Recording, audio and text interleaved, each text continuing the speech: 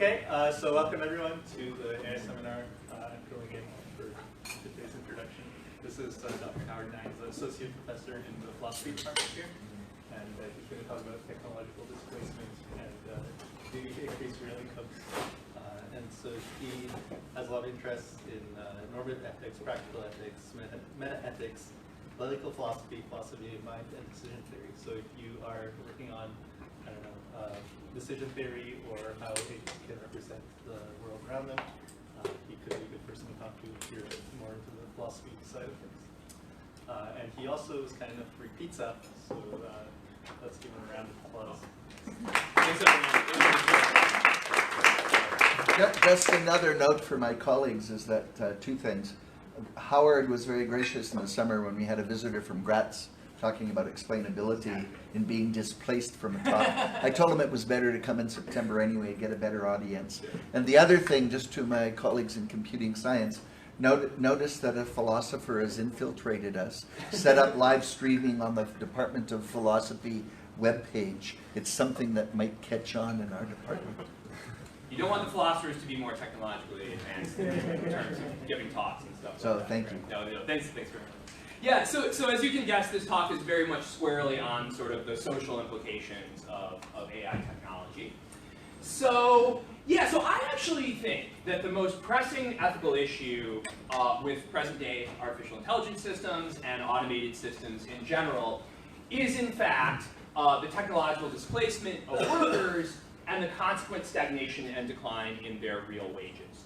So I think there's actually three common ways of thinking about the issue of technological displacement by artificial intelligence technology that really underestimate its pressing practical importance. So I want to sort of clear the air and show that this is not just some sort of fantastical, futuristic thing. This is something that's been happening for a long time already.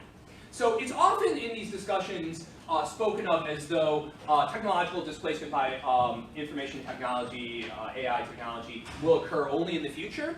It often seems to be assumed that this will occur only with more advanced artificial intelligence systems than we have today. So maybe when the self-driving cars come, then there'll be trouble, but you know, that's something for the future. And it's often assumed that this will manifest in the form of high levels of unemployment as standardly measured.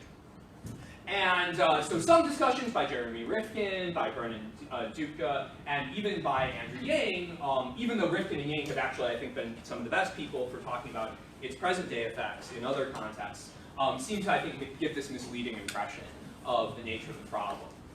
Whereas instead, I think many economists have argued very convincingly that technological displacement has, in fact, been already the chief cause of stagnant real wages over the last 40 years in developed countries like our own. With the technologies of the past 40 years, and in fact alongside relatively low measured employment, which is often called the wage paradox. So even though wages are stagnant, you don't have high unemployment.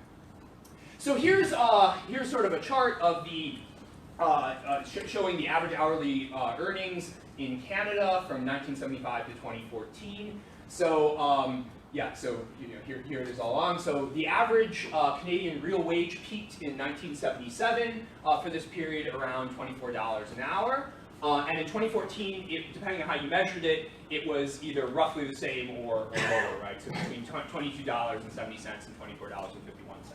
And it's not as though things have radically improved since 2014. So, so for example, since 2016 to 2018, 2019, real wages have grown by only 0.37% in aggregate, with in fact declines in the blue collar and manufacturing wages of 0.5% and 1.26% respectively. So not a great situation for real wages in Canada. And you see that very similar thing in the United States. You really see the same, very similar things across all the OECD countries. So similar in the United States from 1964 to 2018, real wages peaked at $23.68 in 1973, and were only $22.65 in 2018.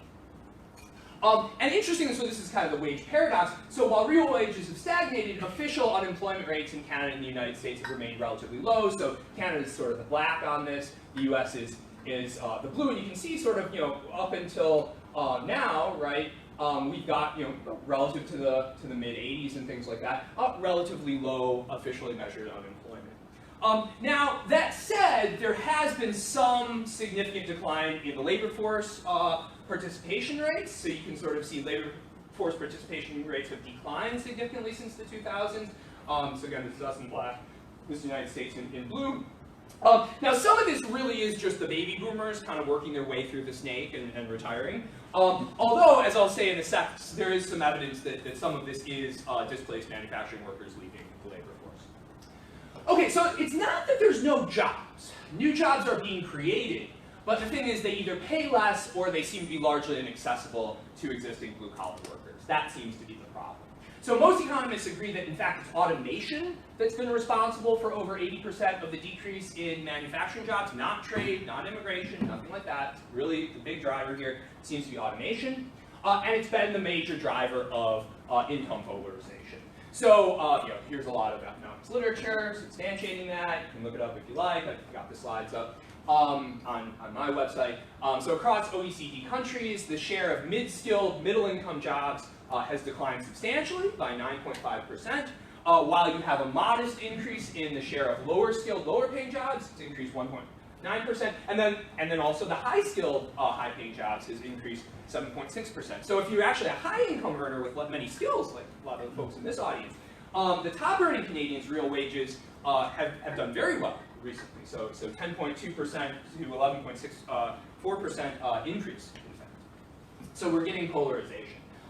So there are more opportunities being created for those with more skills, and their wages are getting bid up, while it's those with lesser skills that are being left with fewer and worse paying options, and their wages are getting bid down, and this sort of contraction in the lucrative opportunities for those at the bottom of the skill ladder has been called by many social commentators the Great Displacement, right? Not to be confused with the Great Replacement, which is what some on the sort of more worrisome side of the elements of the political spectrum actually say is the problem, instead of this being the real problem, right? Because it's the real driver here is technological displacement, and everyone at the bottom having poor prospects. It's not that sort of one group of poor people is eating the opportunities of the other group of poor people. So in the United States, 94% of jobs created from 2005 to 2015 were actually temp or contractor jobs without benefits. So you can see the wage growth is some wage growth, some job growth in the low-paying jobs. But many displaced workers also struggle to find work and even drop out of the labor force entirely. Either they take the sort of the not so great jobs that are being created, or they drop out entirely. So there's one study that showed that 41% of displaced manufacturing workers were either still unemployed or dropped out of the labor market 3 years after losing their jobs. Okay, so the Great Displacement's social effects and effects on well-being have actually been quite devastating. It's been chiefly responsible for the economic destruction of many working-class towns, surging rates of drug abuse and deaths of despair, and declining life expectancy in the United States. And we seem to see a similar dynamic here in Canada. So life expectancy has still been slowly increasing, but it looks like it may be, in fact, in danger of declining due to deaths of despair. So the sort of classic thing in the deaths of despair in the United States was done by Case and Deaton. Yang reports it, but then also Lang and colleagues have sort of seen these worrisome trends cropping up in the United States. Sorry, I'll mostly have questions at the end, but did you want to ask something really quick? Right now? What's a death of despair? Oh, I'm so sorry. Yeah, deaths of despair. So deaths of despair, they seem to be these things where, your folks are quite depressed, and they're either sort of getting addicted to drugs and then dying of drug overdoses, or they're committing suicide, often with drugs like alcohol involved, right? So there are these deaths that are either suicides or sort of the result of irresponsible living associated with depression and often substance abuse. Yeah, thank you. Very good clarification. And so, yeah, so like I've been emphasizing, this is not a future problem. This is a problem of the last 40 years, okay? And the present. But these trends do seem set to continue and indeed worsen, so I'll mention that. Not as some speculative future thing, but just, hey, more of what we have right now. So around 40% of the tasks currently performed by humans in the United States and Canada, by some estimates, like down here, could be automated to some extent using current technology. So it's been estimated that 83% of jobs that pay less than $20 per hour will be subject to automation or replacement in the near future. So again, with current technology.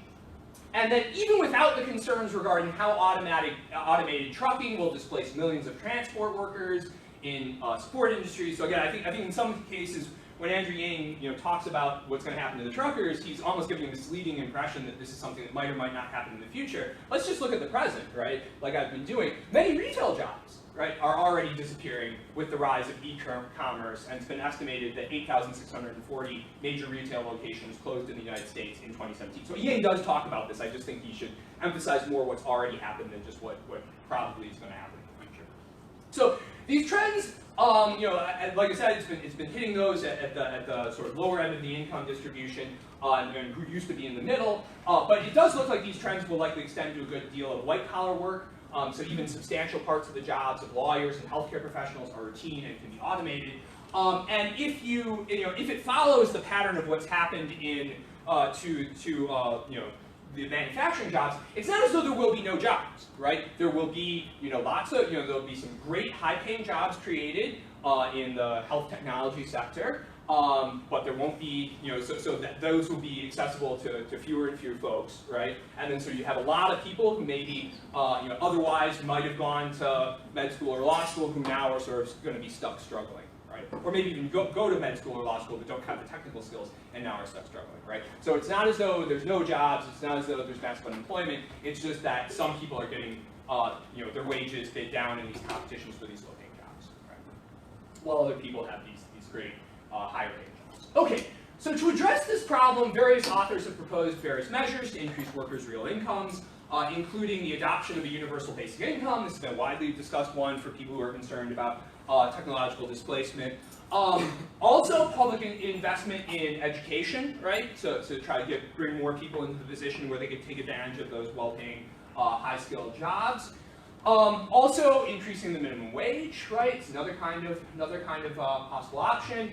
And then, but I think also very important, very interesting here is sort of this more radical proposal to try to take policy measures that give employees greater control over the firms for which they work, such as pro-union policies, the subsidization of workers' cooperatives, and worker and community co-determination. A lot of very interesting work by folks sort of on the political left about this, so I think it has a very promising solution to a lot of this. And then finally, another possibly really important one, especially in the short run, might be investment in a Green New Deal that will provide substantial employment, including in things like trades and manufacturing, in transitioning to green energy, green buildings, and green agriculture. Okay, so my point is not to work out in this talk what the best way of dealing, what the best sort of technical measure of dealing with the decline, the great displacement. I'm going to assume, as I think is extremely well supported by the evidence, that some of these measures would be effective at increasing real incomes for those who are vulnerable to displacement without doing more harm than good. And what I want to do in this talk is sort of argue that no matter where we stand in the political spectrum of our views of political philosophy and ethics, we should be in favor of undertaking these effective measures. So my thesis is that both left-wing and right-wing positions in political philosophy, such as John Rawls' Justice is Fairness and Robert Nozick's Libertarianism, which I'm going to describe, are committed to the conclusion that we have a duty to counteract the effects of technological displacement by undertaking some such measures to increase workers' real incomes. Right? And perhaps surprisingly, I'll argue that pan-spectrum philosophical support may actually be strongest for raising real incomes by undertaking a Green New Deal, at least in the short run. Okay, so in describing the political philosophical views, I'm going to go from right to left, because that's the easiest way to do it. Starting on the right, so here's the basic kind of right-wing libertarian idea. The core moral idea is that we have strong moral entitlements against being interfered with by others, so long as we aren't interfering with them or anyone else. And these seem to support strong, pre-conventional or convention-independent entitlements to the fruits of our labor, and including to do with it whatever we want to, like give it to certain others. Okay. That's the idea. I think it's actually quite plausible in many ways. So suppose we're on a desert island, you and I. You work hard and you gather lots of coconuts. I don't work hard and I gather no coconuts, and then I appropriate half of your coconuts, right? I think that looks pretty plausibly pretty wrong, right? It looks relevantly like assault. It looks like wrongful theft, even in the absence of any sort of like government institutions of property that have been implemented here. Now, of course, in a complex multi-period economy with transfers, pre-tax income is not a simple function of work effort. right? But the idea is that the idea of these rights to non-interference seem to extend to holdings that result from voluntary transfers. And that's where it can look like, even if people who didn't work for stuff, don't deserve it from their labor effort, they were given it by others who did. And so just respecting their kind of labor effort looks like we have to respect the resulting economic distribution. So to illustrate this, again, go to the sort of coconut scenario. Suppose Mary works very hard harvesting coconuts and gives many of them to the partner, Martin, right?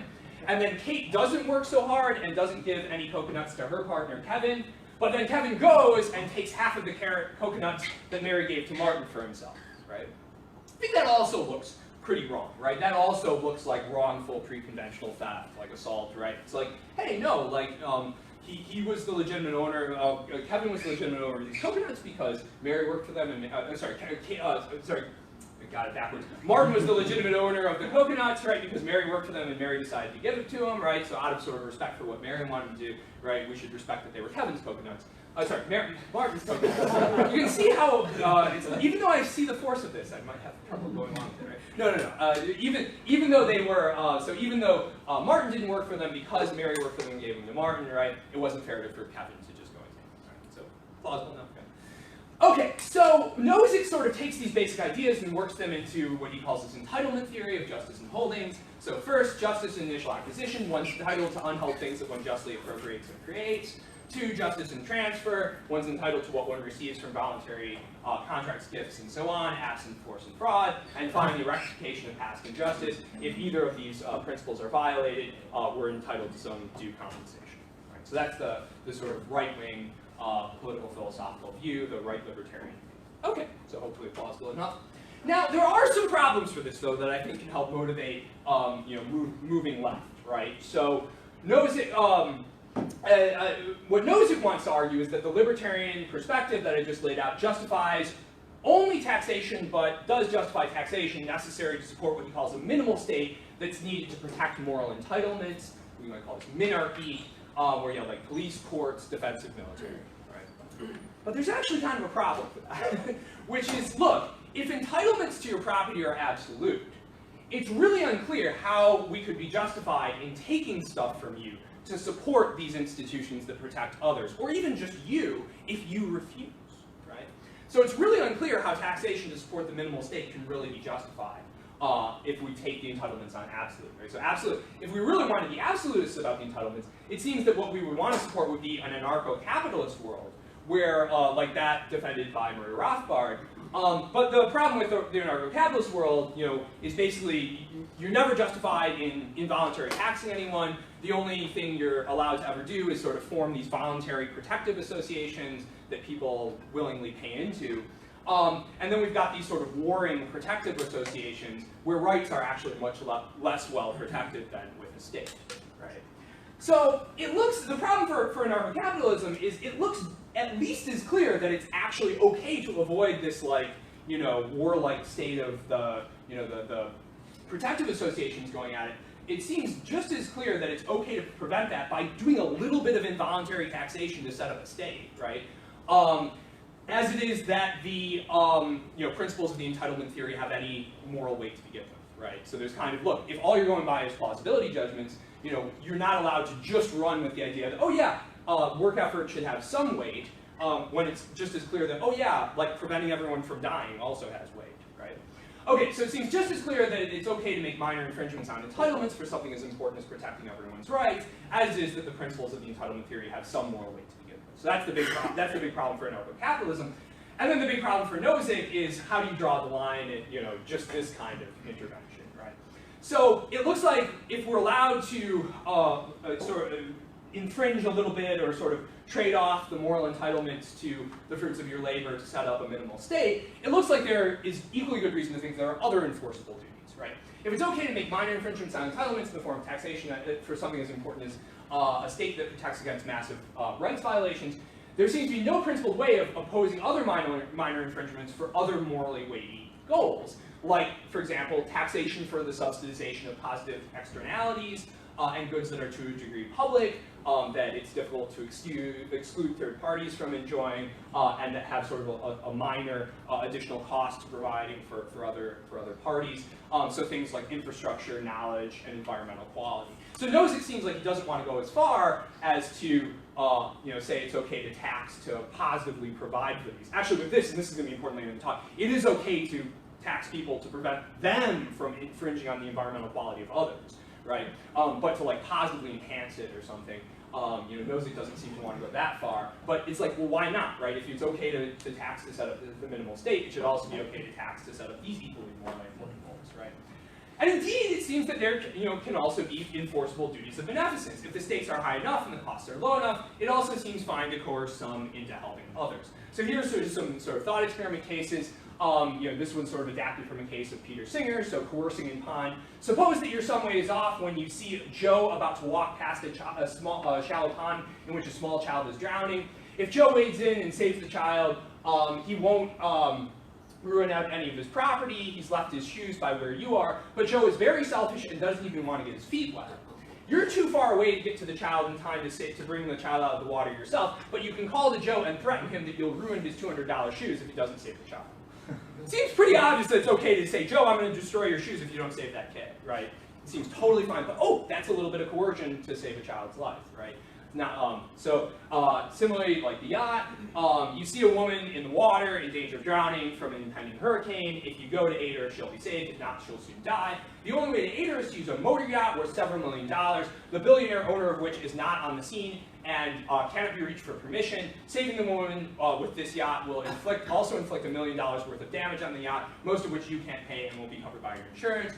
But it seems very clearly fine to take this yacht, incur $1 million worth of damage, without the billionaire owner's permission, and in a way that you can't ever make up to the billionaire owner. It seems totally fine, right? So when the stakes are high enough, it's also just as plausible as that work effort has any moral weight that you can that these other moral considerations also can trump that, right? So we might think the principle we kind of end up with that sort of covers those beneficence things, the enforceability of easy important. Beneficence, if someone can prevent enormous harm to others at relatively trivial cost to herself, it's permissible to apply at least light coercion to get her to do so. Right? And so, if we're just struck by this, that might move us away from libertarianism to some degree and become kind of a moderate position that recognizes some strength to the claims of the entitlement theory, but they're not absolute. We can outweigh them to provide public goods, and we can outweigh them to provide need for the needs of the disadvantaged. Right? If what it'll cost us is relatively trivial in comparison.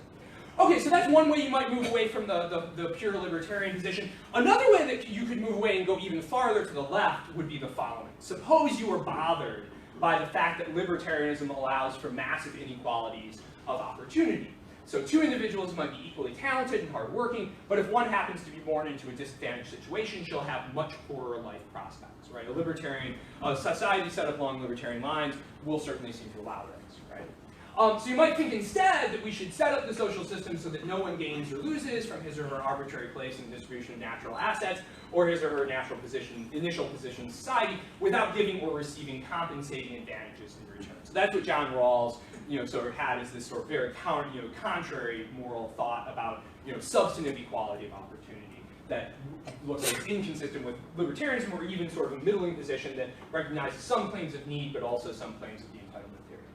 So Rawls' sort of core moral idea that I think you can kind of see in most sort of really substantively left-wing political thinking is that all social values, liberty and opportunity, income and wealth, and the social basis of self-respect should be distributed equally unless an unequal distribution of any or all of these values is to anyone's advantage. So we can allow some inequality of opportunity if that actually grows the economy so much that it actually increases the prospects for even those who are on the losing end of it, but no more, right? So any inequality of opportunity that doesn't actually increase things for the least advantage is too much, right? It's not enough. So it's going overboard. So Rawls sort of marshals this into you know, full-blown political philosophy in the following way. So he has two main principles of justice. So each individual should have as extensive a set of basic liberties as is compatible with the same set of basic liberties for everyone else. So he calls that the principle of equal liberty. And then the second principle governing socioeconomic inequalities is sort of two parts to it. One is these should be attached to positions that are effectively open to all. That's the principle of fair equality of opportunity, and sort of recognizing that you can never really sort of correct for all the inequalities of opportunity due to sort of different psychological advantages and talents and things like that.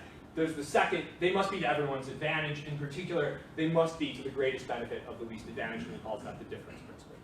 Okay, so this is what I think is sort of the furthest left idea in political philosophy, and I think it's sort of almost there's a lot of different detailed political philosophies on the left, right? There's sort of like left liberalism, there's Anarcho-Syndicalism, but I think it's sort of, although left liberals, and say Anarcho-Syndicalists who sort of want no state but sort of just want everyone to be, just voluntarily cooperating and just sort of acting in accordance with something like this on their own initiative without a state to enforce it, I think you can sort of see that they're all on board with something like this moral idea, even if they disagree about what kinds of inequalities really are to everyone's advantage, and maybe they disagree about what kinds of exact detailed liberties are really important.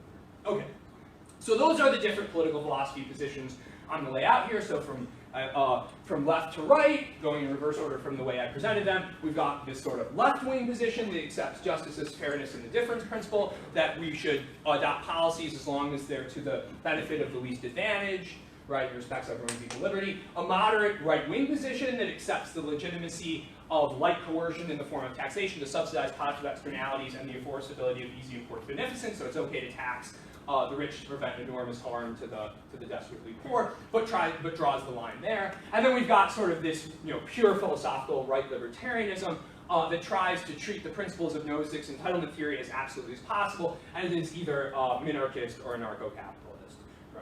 Oh, by the way, I guess one thing really quickly I'll say. So I've sort of given reasons why you might want to move from this one to this one, and maybe from this one to this one. I'll also mention a reason you might not want to quite go this far. You might feel that the left-wing position doesn't give enough weight to the claims of work effort and the claims of voluntary transfer. Now, Rawls himself had a response to that. He wanted to say, actually, we can't sort of claim moral desert for our own, for like intrinsic moral desert for our work effort, because that, how hard we work is something, that's a psychological disposition that sort of eventually traces to stuff beyond our control. So it's fine to reward work effort to the extent that grows the pie and benefits the least advantage, but there's no sort of additional intrinsic desert thing that really survives through. So that's interesting, right? So that's why Rawls thinks you can go this far. But if you don't agree with him, you might think that that's going a little too far. So those are the three positions. Now, what I want to do, just about, I want to wrap this up so we can go to Q&A. What I want to do is I want to argue that all three of these are committed to the view that we should take some measures to increase real incomes of displaced workers. So or those vulnerable to technological displacement who are getting their wages bid down, right? So the argument for the duty to increase real incomes is easiest on the left-wing position, right? They're the least advantaged, so that's what we should do, right? The folks who are most directly harmed by the great displacement are the poorest, blue-collar, and low-skilled workers, who are bidding down, the wages, whose wages are getting bid down in far fewer moderate-skilled jobs and more tenuous low-skilled jobs, exiting the labor force, living in desolated communities, and in danger of turning to drugs and dying deaths of despair. Right? So they look like within the developed countries they're the least advantaged. Right, so we should definitely do something to, it's fine, so it should be fine to tax the higher earners to pay for programs that will increase their real incomes, or for some of those higher earners to forego some of their control over firms by maybe subsidizing workers' cooperatives, or having more pro-union policies, right, and therefore losing out on some of the income that the rich, making the rich lose out on some of the income that they would have had from their superior bargaining power, so that the poor can get more of that income. Okay, so yeah, and then but I think the argument for the duty to increase real incomes is also pretty straightforward on the moderate right-wing position, right? The one that sort of accepts the enforceability of easy import and beneficence, because look, the cost to us of paying, the cost to the high earners of paying, a bit more in taxes or foregoing a bit of firm control so that those at the bottom can sort of not die deaths of despair, it's relatively trivial, the cost of those at the top, in comparison to the morally really important benefit to those at the bottom, right? So mitigating the hardships to the vulnerable majority of workers through taxes that fall most heavily on top earners or lost income to top earners due to workers' empowerment is a way of preventing enormous harm to most workers at relatively trivial cost to the top earners. Right? So it also goes through on that sort of moderate right-wing position, I think, pretty easily. So increasing the incomes of the vulnerable majority of workers, oh yeah, it also is likely to have positive externalities, right? So by lowering crime rates, increasing aggregate demand for goods and services, since the poor tend to spend more, it has a higher multiplier effect and all that. So also just the sort of the idea that it's okay to tax the rich to provide these externalities, right? I think also supports it on that moderate right-wing position. Okay, so obviously the most sort of philosophically interesting thing here is, can you make the case on the libertarian position? Right? So it's most difficult to make the case for the duty to increase real incomes on the relatively pure libertarian position, the minarchist or the anarcho-capitalist position. But what I want to do is I want to indicate that I think you can. Right? So I think there are three compelling arguments that can be offered even to relatively pure libertarians. So the first is the argument from the rectification of past injustice. So if you trace any property holding back far enough, you'll find that it at some point stems from force and fraud. And that should be particularly salient to us here in Alberta, right, where the land of the First Nations individuals was stolen quite recently, and quite in recent memory at the AI conference that some of us went to. We had someone who actually was able to tell us the detailed story of his grandfather, being tricked into signing a piece of paper. He thought it was just to receive some food, and really it was a land deed. He didn't speak English, right? Or he didn't read written English, right? So it was outright fraud, right? And then forced to prevent him from using his old land. So yeah, this happens a lot, right? And it's not like we can't even, in Alberta, it's not like we can't even identify who is disadvantaged. We can actually even identify them, right?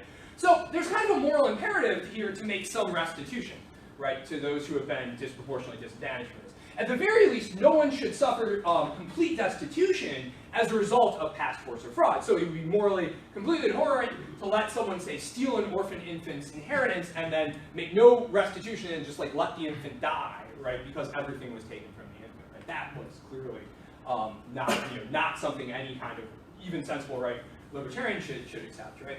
So most vulnerable workers threatened with destitution from the Great Displacement probably would not be so vulnerable had their ancestors not been at some point subject to force and fraud, right? You can do this in various ways, right? If they're indigenous, pretty obviously, right? We know exactly how that would have worked. They would have had all this land, and if we wanted to use it, we'd have to be paying them large rents. But even, if you talk about, someone who's just working class, whose ancestors came from poor rural Italy or something, right? Had their ancestors not been sort of beaten up, so exploited by the feudal lords, right? They wouldn't be nearly as vulnerable right now as they are, right? So increasing the real incomes looks like it's necessary to prevent those at the bottom of the income distribution from suffering destitution as a result of a lack of rectification of past injustice. Right? I had Anarcho sort of made this kind of case for basic income. Also, to sort of make this point even more saliently in the AI context, a lot of AI research has actually been publicly funded, right? Like done here at this great publicly funded University of Alberta. And in fact, in part, that's been financed by taxes on the meager earnings of the majority of vulnerable workers and their ancestors. So if this was wrong, that we did any public taxation as some, to pay for AI research, as some right libertarians might think, then these poor workers now are owed restitution from the state or from those who are disproportionately benefiting from the AI technology, who are at the higher end of the income ladder, for taking their meager earnings inheritance, or from it having been taken and them having gotten the benefits of it. Measures to increase the real incomes of displaced by financed by taxes on higher earners who've been benefited most from AI, or them having to surrender some control of the firms, right, to the lower earners, could help make this restitution. Okay, so that's the first argument. The second argument is, the argument from the Lockean proviso goes to a very sort of similar place. The pure libertarian position is really most plausible if there's a moral constraint on the initial acquisition of unknown things that prevents those who come later on, those who are born later on, from being too disadvantaged from that acquisition. So as John Locke put it, anyone who appropriates an unknown thing must leave enough and is good for others, right, was his way of putting the moral intuition. You might think that's never really quite possible, but just to get the flavor of morally what's going on here, consider sort of an extreme example of the shipwreck. So suppose there are 5 shipwrecked individuals who are tossed from their ship. and they're swimming towards a desert island with plenty of coconuts on which to live. One of them, Bill, happens to be tossed closest to the island by the storm, and so he gets to the island first, and when he arrives on the island, he appropriates the whole island, he claims it, he puts up a fence, maybe mixes a little bit of labor, right, maybe do this really quick, right, and then he tells the other 4 swimmers who, had the fates just been a little different, would have gotten there before him, that he'll only allow them to avoid drowning by entering and staying on his island if they agree to some terrible conditions, like becoming his slaves, or cutting off their limbs, or giving them their internal organs, or some sort of really ridiculous thing like that. Clearly that's not okay, right? Like, just being tossed closest to the island doesn't entitle you to enslave other animals, right? So surely Bill isn't entitled to this. At the very least, we should have what we might call the sufficiency proviso.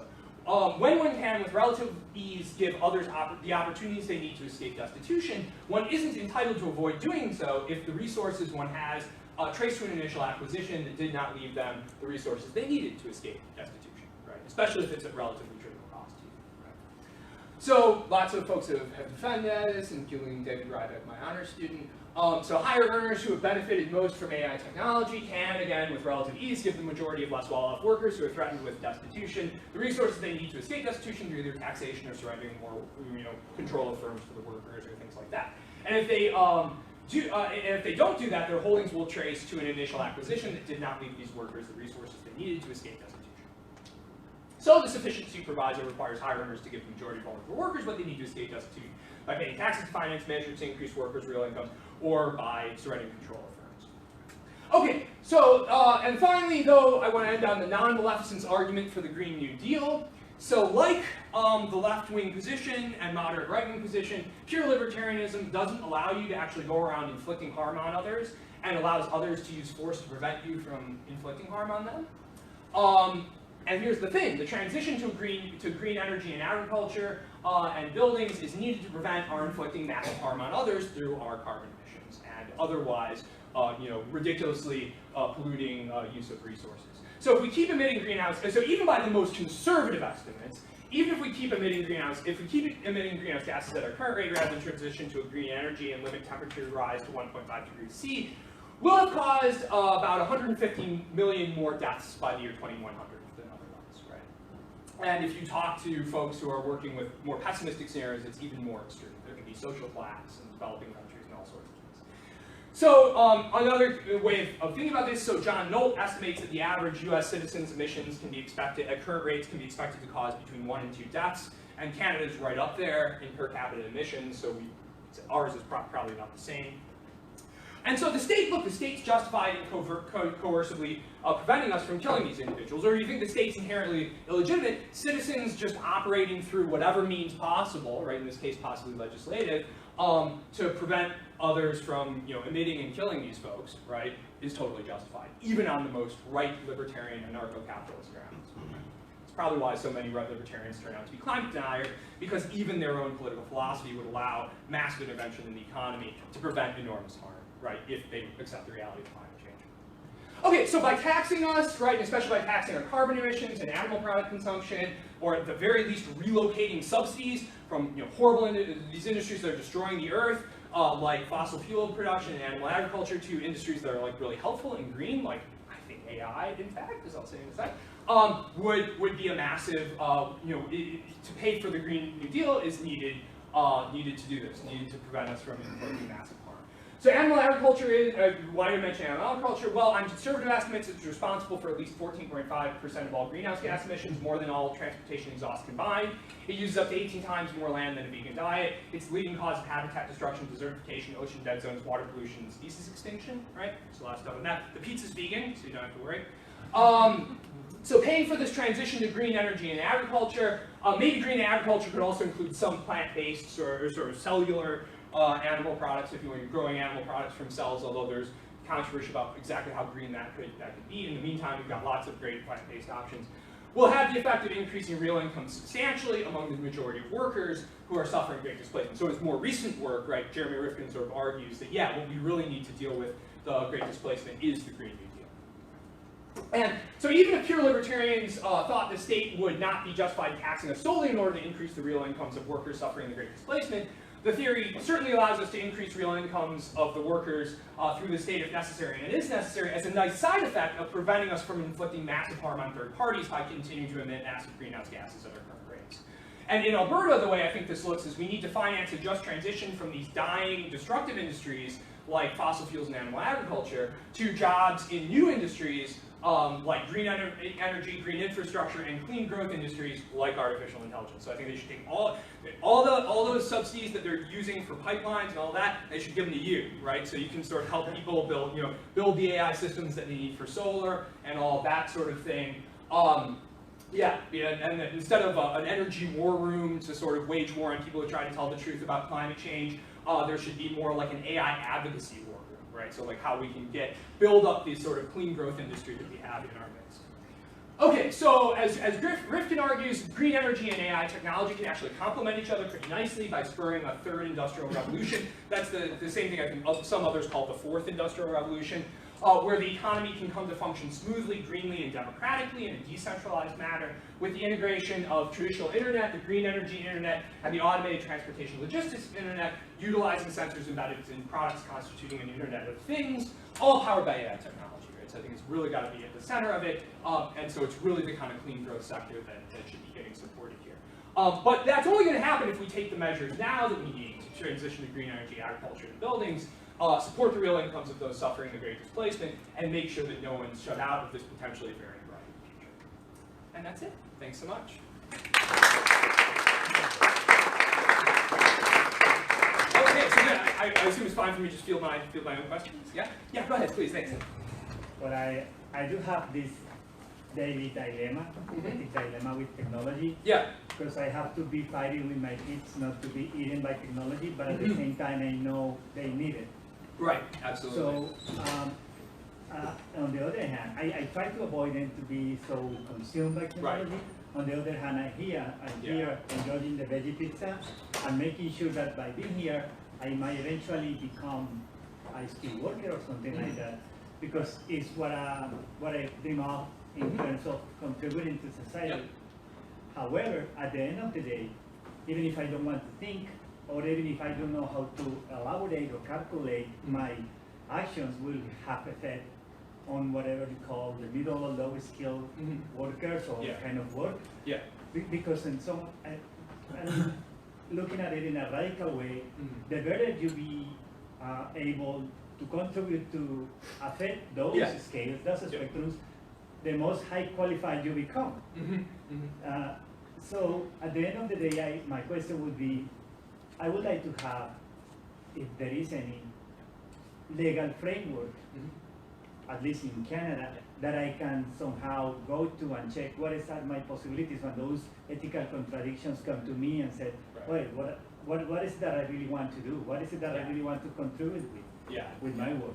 Yeah, no, that's great. Yeah, so what can you sort of as an individual sort of do along these lines, right? Yeah, sorry, is it like, as an individual, what can you do to sort of make sure because at the end of the day, I eventually will need to go and do my work.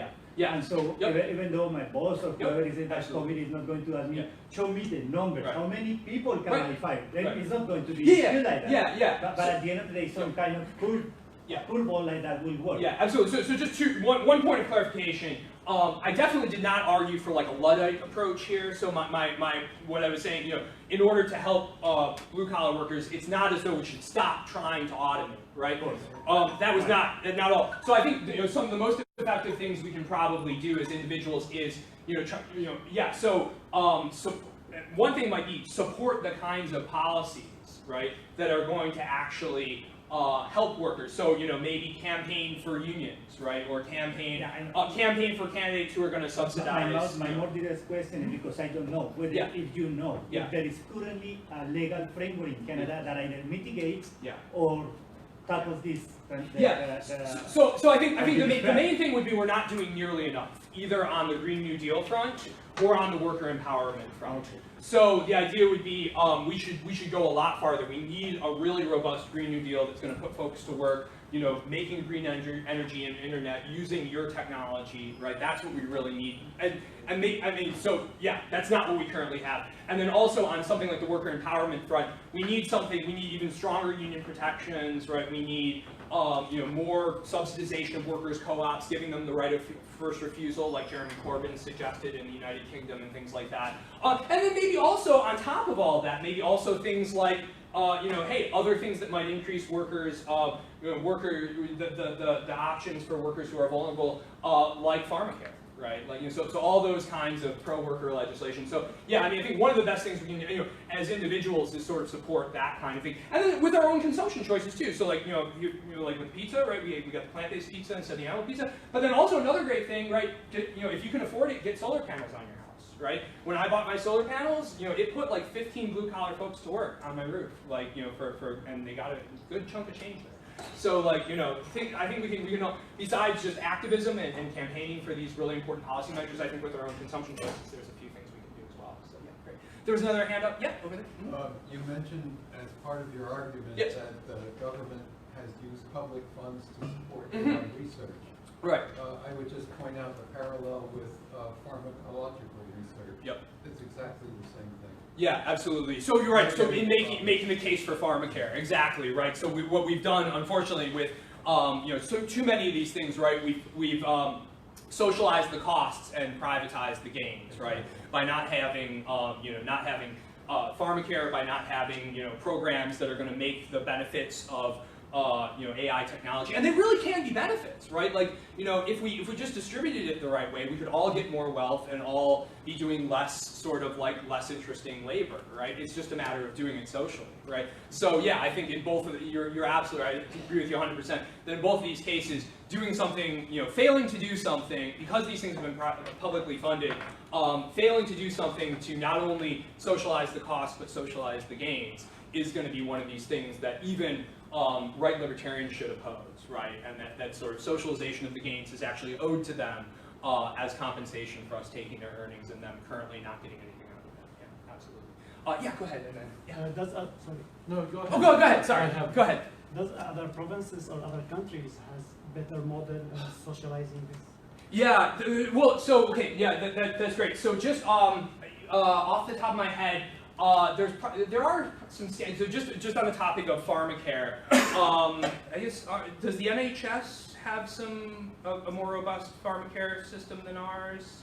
And also, so I bet I would guess, and we could look it up later, that in terms of things like pharmacare, there are some Scandinavian countries, and I think even Great Britain have gone farther in that direction than us, so that'd be a good model there. In terms of Green New Deal, I think there's just so much more that everyone could be doing. I think some Scandinavian countries, so I think Denmark and to some extent Germany have gone farther in really motivating the adoption of fossil fuels, and some jurisdictions like, so I think California has mandated that all new buildings have to be net zero, right? So I think that's a good model policy, right? But yeah, I mean, I think there are various jurisdictions that are doing better, but we really need massively more, right? So when a lot of the organizations, when we talk about the Green New Deal, what we really need, you know, to get this in control in time is like a World War II style mass mobilization. So if we look to like what we did and what the United States did, what many countries did in the World War II, right? I think that's a really good model for what we need to do on the Green New Deal front.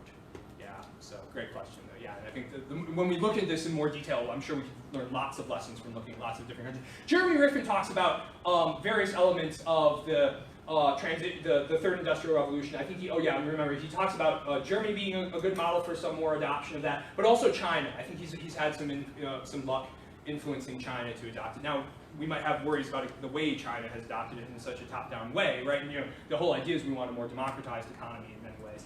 But, you know, just in terms of the kinds of things that can be done adoption-wise, there might even be some lessons that Rifkin talks about there. Yeah, go ahead. Yeah, I guess I have two questions. Sure. I just want to preface them by saying, like, thank you for the talk. I like a little bit, like, I would just like to better understand. I guess the first question is, concerning the restitution argument for Nozick's period of libertarianism, I guess one point that I was a little bit confused about is, can't that argument be applied for almost any social benefit good? Like you could use that Yeah. to provide healthcare, That's right. education. That's right. And like Yeah. clearly Nozick is against those things. So Yeah. I don't see how that. This is a great point. No, it's a wonderful point. You're right. It's a very general thing in political philosophy, and it's a general potential problem with libertarianism. And Nozick actually recognizes this. He sort of says at one point in Anarchy, State, and Utopia, where he's like, how do we deal with the whole thing of restitution? Well, maybe we should adopt and practice something like what Rawls' concrete policy proposals are, but only because of restitution, right? So it is almost like he's giving away. Okay, I think here's what I would say if I wanted to and I am sympathetic to try and defend a little bit more. So you might say, look, yeah, Nozick is may not be able to get away with sort of the pure libertarianism in a world where there has been this past history of force and fraud. One thing you might say though is, if it's just the principle of avoiding destitution, that might allow some kinds of inequality, right? So like it could. This is what I was calling like the moderate right-wing position. I think it could also be motivated not just by sort of the just pure beneficence and enforceability things that I was getting from like the Pond case. You could also sort of say, well, if you start out with libertarian inclinations, even if you want to go just there, you should what you should really do is sort of adopt the sufficiency proviso, and then become something like that moderate position that sort of says, yes, we can tax the rich to prevent utter destitution for the poor, or redistribute worker ownership, or worker control things just to prevent utter destitution, but we can still allow more inequality than a Rawlsian would, right? Because we think that there's still some basic claim to work effort and some basic claim, and it's only when there are extreme differences that we're going to cap it, right? So I think that there might still be that. If for those who are interested, Murray Rothbard has like a more extreme attempt to like defend the no proviso thing. You can I'd be happy to chat with you more afterwards about what he tries to do to defend something more like the libertarianism without massive redistribution to help the desperately poor. And it's interesting, but I think the bottom line would be he sort of is arbitrary in terms of favoring the intuitions that say the claims of the entitlement theory have some weight, and then just dismissing the plausibility of all countervailing intuitions, without any terribly good argument. There is, of course, with real. So I've been focusing on the philosophical ideas. With real life libertarians, there's also the further kind of empirical argument that, in fact, what will really be best for those at the bottom is if we let the current pattern of holdings continue, or further roll back the role of the state. For what it's worth, I don't think that works empirically, right? But we could bring in more economists to sort of make that argument a little bit more substantially. So that's a great point about Nozick. There is definitely a risk of the pure libertarian giving away the farm. I think they could at least sort of try to modulate and hold out for just like what I'm calling the moderate right-wing position. Okay. But yeah, and then or they could try to really battle it like Murray Rothbard did. Sorry, what was your other question? Oh, I get the other question's a little bit more just out of curiosity. Yeah. When you're trying to apply these things like moderate, it's like, Yeah. oh, great gain for trivial loss on behalf of the rich. Like, how does how do you begin to try to quantify trivial? Because because I can easily see very many people arguing the taxation to prevent automation loss, or in this case just the great displacement. That's not trivial. That's orders billions of dollars. So it's sort of dollars? So that's great. So wonderful thing. Let me address it in just two parts. So first of all, yes, it's enormous dollars wise, right? The transfer might be enormous in terms of dollars, but in terms of well-being, right? The point would be the billionaires would hardly even notice losing the billions, right? And then here's a bunch of people who won't die anymore, right? So a billionaire being deprived of a few $1 billion that they won't even notice, or they'll only be upset about because their reputation isn't. People aren't like, oh wow, he's got 40 billion as opposed to, oh, he's only got 5, right? That's, he's not as written about in the press or something, right? That's relatively trivial, right? So that minor harm to your reputation as a billionaire, right, is relatively trivial compared to some poor person being able to have, a dignified job and not kill themselves. Now you're right, methodologically, it's very what is this thing of relative triviality? And I guess so I think that ethically, so there is going to be a kind of imprecision, right? So about what's relatively trivial. I think what we would start with would be clear cases, right? So paper cut is relatively trivial compared to being deprived of 50 years of significant goods or something. And we could sort of, then we could kind of hone in on like what would be what would be more than relatively trivial. So like, my having to give up a year of my life expectancy to save someone's life, like maybe through a kidney donation or something like that. Is that more than relatively trivial? I mean, I think that's where, it's still like they're getting a lot more benefit than I am, right? But it's not like anything like the completely lopsided ratio, right, with like reputational harm versus death, right, or paper cut versus death. So I think we could sort of, there's going to probably be some gray area cases where it's not determinate whether it's relatively trivial, and you might say, maybe it's not quite determinate exactly whether, say, someone with the moderate right position should support taxation or not, right? I think that's fine though, right? I think that kind of imprecision is okay. There's going to be still these clear cases, right, where it's really just reputational harm compared to someone's life or something like that. Or it's really just having one less yacht that you can go on. Or like maybe you can't quite fit a yacht in another yacht. And I think that, whatever, that's not in the gray area. That compared to someone living, right, is not in the gray area. In a way that maybe like my giving up a year of my life or my giving up a kidney so as to save your life is maybe in the gray area. Great question. I think you were next. So I really like the discussion, but in all of it, we are kind of accepting the notion of property and holding. Yeah. And we're talking about having property and taxing and taking away property. But many of the kinds of property that we're talking about here are kind of social constructs, right? So, for example, intellectual property is a very new thing that rich people benefit from more than poor people, right? Or in the AI example, having large data sets and for example, Google owning its data set is a kind of ownership that is not really like that data belongs to people, and yet the benefits of it go to Google. For example, right? Totally agree. So I was wondering how many of these sort of steps can be made not by taxing because people are opposed to that, but by redefining what property means. Yeah. For example, if an AI company could only have had to give stewardship of its data to some public good commission or something. Yeah, absolutely. And and I think one thing the government can often do is just subsidize, right? And then, we don't have to necessarily pay for it directly with tax revenue. And economists can talk to you about all the subtle ways or by raising someone's official tax rates, right? And economists could tell you all about like the details of how that works. Yeah, so, and I think that sort of, unfortunately, with seeing the public reaction to the carbon tax, I think that, even though in a lot of cases they were getting net benefits out of it, they were getting a rebate, just that whole psychological thing of a tax, I do agree. I'm inclined to think that for a lot of these policy purposes, redeploying subsidies, right, and otherwise, doing things like subsidizing workers' co-ops, or union laws and co-determination principles. Co-determination is where like workers get a certain kind of representation on the board, and if you do community co-determination, then members of the community get a representation on corporate board. Those kinds of things, which I think are a little bit more like what you're saying of like redefining the rules, right, directly without having to do, because in a certain way taxes are redefining the rules, right, like. It goes from you having the social contract to someone else having the social construct, right? But yeah, these more direct ways of redefining the rules, I do think that they're both likely to be more politically feasible in some cases. I mean, some of the stuff like the wealth tax, raising taxes, to more like what they were in the 50s and 60s in the United States, right, when we had like 90% marginal taxes on highest earners.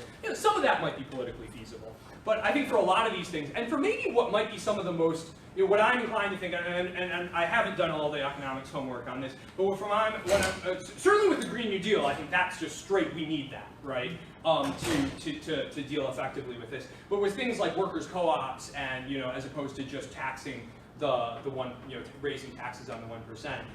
I think there's some really interesting arguments that those are actually some of the most effective ways of doing it. So yeah, for simplicity, I was talking about taxes, but you might have noticed, even though it wasn't in the slides as much, I was trying to extemporize the sort of shifting worker control. I think that's important. Oh, and then with things like animal products, I think that what actually we've got a local group doing is instead of trying to tax animal products, trying to just shift the subsidies. Like right now, animal ag gets massive subsidies, just like what I was saying with the oil industry, right? So instead of just subsidizing these destructive industries like oil and animal ag, right, just redeploy the subsidies to things like making the plant-based healthy stuff that we need in the agricultural case, and then doing the Green New Deal, right? Or at the very least, all the subsidies that are going, to the fossil fuels should be going to the green energy instead, right? So I think you're absolutely right. Yeah, the taxes. It's really easy to talk about the taxes for these, for some of these purposes. But yeah, I'm very sympathetic to the idea that some of the best stuff we can do is not just through raising taxes. Absolutely. Yeah.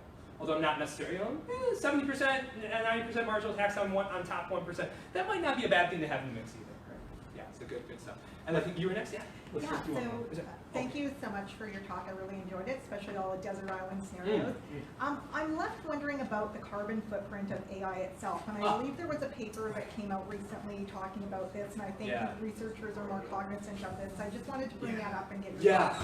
Yeah. I think it's a great point, and I think that you guys are going to be I think you all are going to be in a much better position to know exactly what it is and what the different things that you're doing. I guess what I would say is, if there are some things you can do which don't use as much carbon but could get you similar results, even if they're maybe more financially taxing in some ways, I think they'd be well worth doing.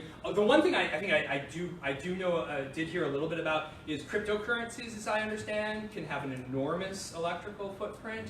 And I'm not sure there's any really clear reason to be using them. So like that, I know that's that's one kind of information. I'm sure you're talking about stuff with like information technologies that people are using for much more directly productive means. But like that's one like really easy thing. I think a lot of us can do is like don't mess around with cryptocurrencies maybe.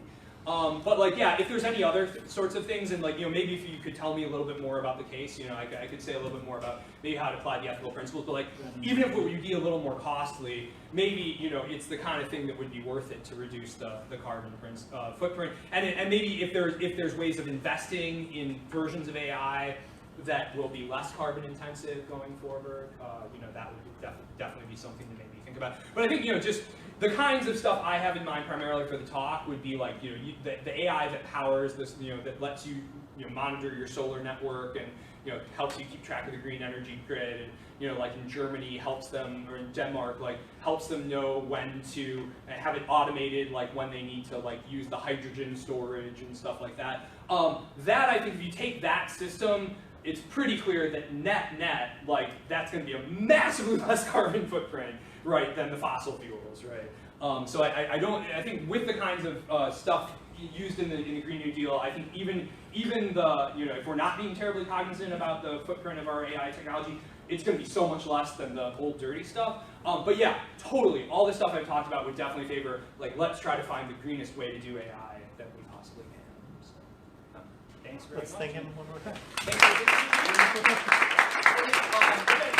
I don't know if we need to vacate the room, but if anyone had a question that they didn't get to answer, I'd be happy to. Yeah. So, if you don't mind. the IT revolution or the earlier industrial revolution was similar to this AI revolution, and what such measures applied Oh, yeah, that's a great point. So Rifkin basically argues yes, and I think Schwab does a similar thing when he does the fourth industrial revolution. So yeah, so the first industrial, okay, so let's see. The second, the way Rifkin counts revolutions, the second industrial revolution was oil. And was the oil, and so he's got it like there's the energy, there's a communications medium, and then there's some other, and then there's a transportation medium. And so I think the second one was oil, phones, and was it cars? And I think, and then like cars and jets or something like that, right? That was the second one. Before that was what he calls the first industrial revolution. That's what a lot of us think of as the industrial revolution. That's like coal, railroads, telegraph, right? And was the government involved in these things? Oh yeah, right? So like in a certain way, like I think with the second industrial revolution, a lot of it was the ramp up to like World War II, right? I think a lot of the World War II style mobilization, what it did was spread the second industrial revolution, right? Both in the United States and in the Soviet, and Canada, of course, and in the Soviet Union. Right? So I think, yeah, the government was massive, and before the World War II, also in the sort of New Deal type programs, right? So like, things like so with the New Deal, getting a lot of people on like the telephone lines, right? So in the United States, a lot of the roadway construction, a lot of it was quite actually the national highway system after World War II. But a lot of the highway construction was going on right after World War II as well. So yes, the government was massively involved in the second industrial revolution, and the government was massively involved in the first industrial revolution, right? So like, the government was always subsidizing railways, right? So sort of there were a lot of public-private partnerships with the railways and laying the telegraph, and then so coal, and then and with the coal power, I mean, a lot of that was also publicly funded. A lot of, I think, both the technologies, right? A lot of the I think there was a lot of public funding of certain things to do with coal technology, but also a lot of public funding of certain things to do with like oil and gas technology. Opposite of that. So yeah, there was definitely government intervention. Both, and Rifkin sort of argues that hey, in the same way the government was needed, we needed massive state mobilization to implement the first and the second industrial revolutions, right? We need it for the third, and in the same way that for the second industrial revolution there was this like emergency of fascists taking over the world, right, that made us have to ramp up our second industrial revolution technology. We've got climate change, right, which is an emergency, which like is equally an argument for why we need to wrap up our third industrial revolution. Yeah, so Rifkin thinks they're all very similar. I think I'm less familiar with Schwab's work, but I think Schwab does the same thing, although he individuates industrial revolutions a little bit differently. So this thing of the green energy and the democratization is what Schwab calls the fourth. Is anyone else familiar with the Schwab taxonomy of the industrial revolutions? Like, okay, yeah. So, I forget. I think he just subdivides. I think he might have like another one like before the coal one, like maybe like sort of the when we transit, maybe more like the enclosure movements and like the move from feudalism into commercialism kind of thing. I think that's what Schwab does, but I should probably, if you want to know for sure, I should probably get back. So yeah, no, is that So definitely. Rifkin argues there's deep analogies here, and I think he's right. Yeah. I just want to say a quick hello. I'm Katrina Ingram. Oh, hey. I'm doing a master's in communications and technology. Oh, very cool. I'm not a typical AI. Oh, no problem. Oh, cool. Yeah. It's great that the Department of Philosophy is coming and talking about Yeah. these issues. Yeah. No thanks. I just did a self-directed study on AI and Huh? ethics. Oh, you did. Oh, awesome, And man. I'm really interested in doing like my research on something in that last. Yeah. Yeah. So I'd love to try to Yeah, I would love to talk to you more because I actually have two students who have just sort of started on this area. Well, so one is a PhD. So one's a PhD student of mine who we thought she was going to do something more like just like philosophy of mind, but now it looks like she wants to do ethics and AI. And she wants to, and then there's also an incoming student who's worked, I think, in AI for a while, and now he wants to do, Jeff Rockwell and I are going to be designing like an interdisciplinary program for him. I was going to reach out to Jeff. So definitely reach out to Jeff. Yeah. So yeah, we would love to talk to you and sort of help you and support you in doing that because this is. This is we need this stuff. So like whatever we can do to support it, right? So so this is such important stuff. So I'd love to. Do you have you probably found my email? Yeah, just email me. And like there's actually I don't know if it would fit well with what you're doing, but my current PhD student, and then I think the student who's right now going to be doing this reading course with Jeff and I through general studies. He's going to be, I think, looking to apply for this interdisciplinary PhD program that we're going to design. We're seeing if we can kind of do it as like one big reading group. So if you had time and if you're interested in attending, maybe that's something that you'd be interested in. So we're kind of trying to do kind of like a reading group so that my PhD student can kind of build up the proposal, and then that'll kind of we're thinking maybe help double as a reading course for this incoming and in fact or you can come to some of it, we can show you the syllabus. So yeah, I'd love to talk to you more about this. I think it's a really important area. The universe, there's so much reason to have as much as we can in this university. So yeah. Wonderful. Yeah, it's great meeting you. Thanks so much. Yeah. Hey. I have a question. Sure. So you made your argument based on sort of philosophical principles from the left and the right. That's what I was concentrating on. And that's sort of, and you're sort of arguing that covers the whole spectrum. Oh. Given that the political middle is less philosophically rigorous, do you think this same argument will be heard by them? So I mean, what I was, so this thing, I mean, yeah, over here. Yeah. You know, actually, in a later version of this, I was calling, here, I was just going to go up to my thing. I was calling this middle thing the moderate right-wing position. That's basically, Which is sort of what a lot. yeah, so, I mean, I actually, in some of what I was doing, I was even just calling it moderate, or like middle of the road.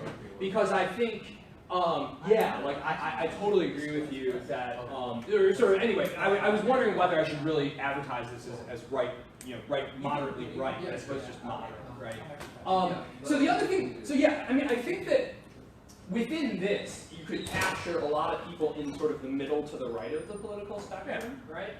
And I do think that kind of between this thing, so the Rawls thing, right? As I said, there's a lot of diversity among the people, and I sort of hinted that there's like left liberals to anarcho-syndicalists, and I was trying to say, you know, someone like a left liberal, you know, probably even to the right of Trudeau, right? So certainly someone to the, I think someone to the right of Trudeau could probably be described as accepting something maybe similar to this. But then just where Trudeau will differ from, like, you know, an anarcho-syndicalist like Noam Chomsky or something, right, would be, they differ a lot about what's to everyone's advantage. I mean, I don't know, I mean, I don't know that much about Trudeau's own, like, personal political philosophy. I'm just thinking about, like, the policies he's represented, right, it seems like in Parliament. But, like, yeah, so for example, you know, there's going to be a lot of difference, you know, do we need a completely co-op-based economy, right, without a state, right? So Noam Chomsky would say,